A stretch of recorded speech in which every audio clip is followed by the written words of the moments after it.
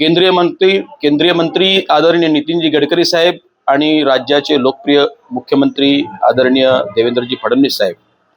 यांच्या कार्यकर्तृत्वातून प्रयत्नातून हे नागपूर शहर विकासाचे एक नवे परिमाण निर्माण करताना, नवे मापदंड निर्माण करताना, विकासाच्या वाटेवरती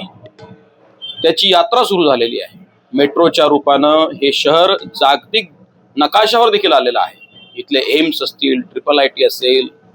या ठिकाणच्या national law university, national fire college, Symbiosis, Narsee Monjee यांचं अभिमत विद्यापीठ, अंतर्गत सिमेंटचे रस्ते, शहराचा बाह्य वळणदार 12 लेनचा रस्ता, हिंगण्यात आता नव्याने आलेली स्मार्ट सिटी, हे शहर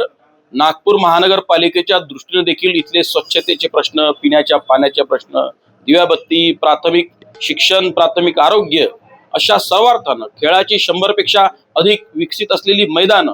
या ठिकाणचे गार्डन्स, हे शहर मोठ्या झपाट्यानं देशाच्या नकाशावर आणि जगाच्या नकाशावर पुढे आलेलं आहे। एक मोठं इमर्जिंग शहर म्हणून नागपूर शहर जगाच्या नजरेत आता आलेलं आहे। मला वाटतं की 120 पेक्षा अधिक जागा नागपूर शहरातली सुबुद्ध जनता, नागपूर शहरातली विकासाप्रती प्रतिबद्ध जनता आम्हाला निश्चितपणानं भारतीय जनता पक्षाला मतदान करेल आणि आम्ही 120 पेक्षा अधिक जागा जिंकू असा विश्वास मला या ठिकाणी व्यक्त करावा असं वाटतं।